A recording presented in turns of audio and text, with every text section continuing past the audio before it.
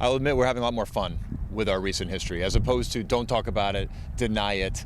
Instead, if we want to make reference to last year and what we did last year, let's enjoy that and embrace it. And so I'm having a lot more fun with it. And we have a lot of great experience from those years, and a lot of those men have returned. So we're building on that in a positive way. And I will admit too, Bob Rotella, our local sports psychologist extraordinaire, we've met with him as a staff, and he's opened us up to being much more aggressive with our vernacular with our men, and much more confident. And so it's he's helped liberate me to get away from that typical coach speak, and enjoy the day and enjoy what we've done in the past. And how much of that is also heading into 2020, now coming out of the pandemic season where you didn't get to see the men that much, and kind of being able to look back and have the team in person again and get to spend that time with them? How much has changed in your perception of really taking advantage of every moment you get? It's a significant difference. Comparing what the fall of 2020 looked like in our off-season training patterns compared to the fall of 2021, you absolutely see the distinction right now as we enter into the game season and finishing up our preseason. A year ago, we were so far behind where we are now. We just scrimmaged Navy and Lynchburg this past Sunday. Our clear, our ride, those extra phases of the game are much more well-oiled than they were a year ago. And so having all that normal access to our men all fall, and it's paying off dividends. And it's just emotionally, we're all much happier, that's for sure, to be together this much more. And simply, we've built a really strong relationship with each other, the culture, to the two words, we care. And I told them in that last night. You can tell we care. We're not having off-field issues. We're playing really tough, tenacious lacrosse. We're getting extra ground balls. We're doing the right things. And we've proven that we care about each other. I just asked Connor about this, but going off that, y'all started off kind of slow early on last season, especially in ACC play. How do y'all avoid that coming into the season? Is it just having more of that time in the fall? That's the hope, is that we didn't do a great job a year ago having to catch up. Because we weren't the only team that had to catch up quickly, right? But we just didn't do as well a job as some others. And so hopefully this year, but more so compounded by the amount of talent we have, how deep we are at midfield.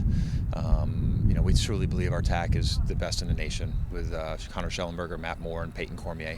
And then it's just one more year. I know it's been 6 years now, but it's another year of the same coaching staff, the same systems, the consistency there. Give us a full fall to train the new guys, and that's the product that we're seeing right now. Is we're playing at a higher level. Now the challenge will be, can it continue? You guys have heard me say this before. This season's a race to improve. Can we continue to push each other and get better? Because we know our competition will. And going off that, you mentioned the attack. What does Connor have to do to kind of meet those levels that he had in the postseason last year and carry that into this season? Sure. Well, I will tell you, Connor Schellenberger meets with Sean Kerwin almost weekly in the off season to watch elite lacrosse players. They'll focus on a player. For example, Jared Bernhardt last year, and they'll watch a lot of film of him and see what moves and the style of play that they can borrow and steal from. So Connor Schellenberger has aspirations of being the best, in the college level and then next level with the professional level. So he's driven to do that. I find myself telling Connor Schellenberger, Connor, it's okay that you don't have this greatest practice in November. You can't play at the level you finished last May at. You can't maintain that. There's a summer break. There's a natural sort of, down, relax, let the body heal, and then build it back up. Connor's so driven, it drives him nuts that he doesn't pick up a stick September 1 and it feels like May 31st when he was playing so great in the Final Four at East Hartford, Connecticut. You mentioned you have a lot returning, but let's talk specifically about big losses of Jared Connors, and then obviously in cage with Alex Rode. How do you feel that the long stick midfielders have stepped up so far and what you've seen from them, and also what Matthew's done in cage so far? Sure, it's a great question. You can't replace Jared Connors, the midfielder of the year in Division I, for a reason. The athleticism, the stick work, the tenacity he played with, seemingly never got tired. He would take 4 to 5 shifts as an LSM, very difficult. I will say Scott Bauer and Ben Ware have done really well stepping into it. Now we need 2 of them to make up for one of Jared Connor's. But I like what they do. Ben Ware is the lacrosse acumen, high level, understands the game, really nifty. And Scott Bauer is the intense, demand, tough, gonna slash you, beat on you, Texas defenseman. Now in the goal, another one tough to replace, Alex Rowe with 2 national championships. And we tried to get him to come back, I'll admit. We gave him a few phone calls this fall, and we may have given him a phone call in January. But he's decided that he's going to move on and with his life and what he's doing professionally and in the work world. So where we really wanted Alex was to get a little bit more depth. We really like our first year Matt Nunes.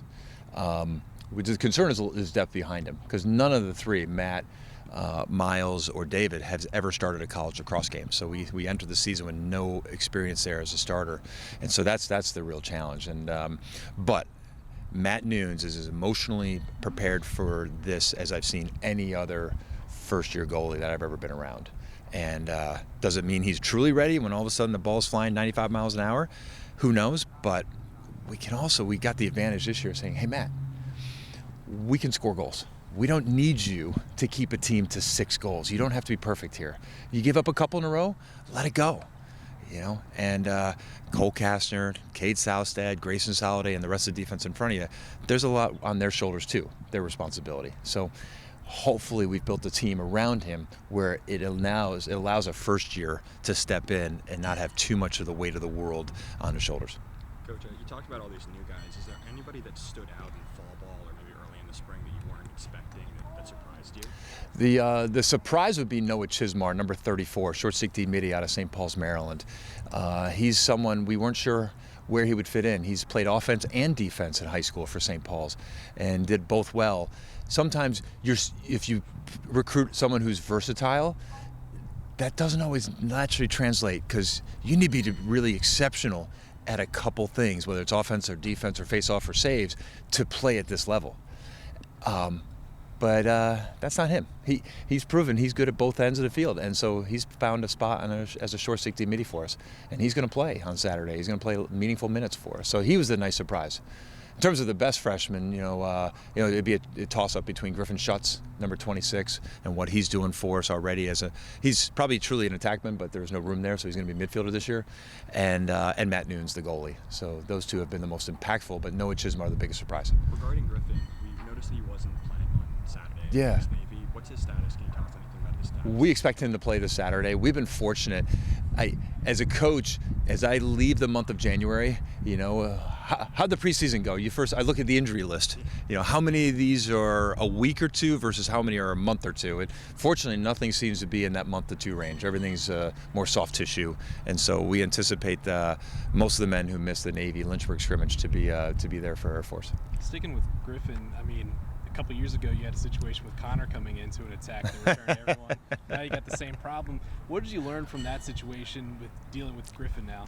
Yeah, well, I've tossed around the idea of what we did with Connor. We redshirted Connor, and everyone thought I was the dumbest coach in the country, and they might be right. But I was like, there's so much talent here. Wouldn't we want to have Connor Schellenberger here 5th year?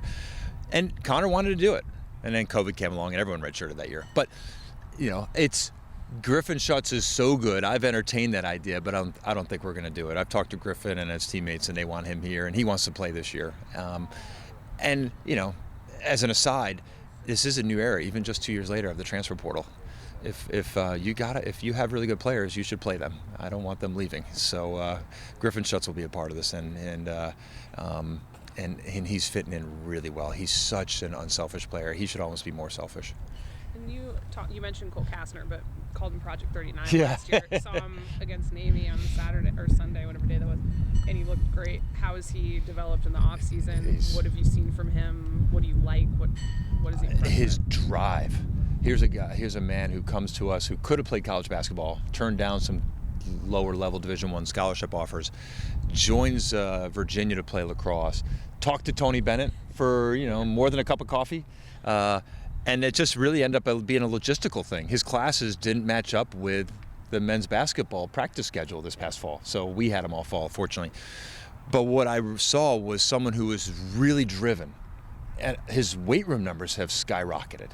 His his intensity on the workplace, the practice field, has really been enhanced. He wants to be the next level defenseman, and so he's not just running off the accolades of what he did as a surprise first year, the Project 39. And Cole Kastner is he's an All-American defenseman, and he's proving it every day.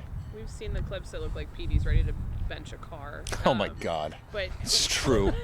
Just how has he developed his game, and what do you expect from a guy that was pretty consistent for you last year? Like, how do you get better if you're Petey? What do you want to see from him? Right. Well, the face-off rules have changed during his career here, and now no longer can you do the motorcycle grip, and the grip now is the neutral grip, which allows the opposing face-off guy to do more counters. So it's become a bit more of a rock, paper, scissors matchup with face-offs these days. So he has a lot to work on there as he gets countered, or does he counter, other face-off men who have quick hands.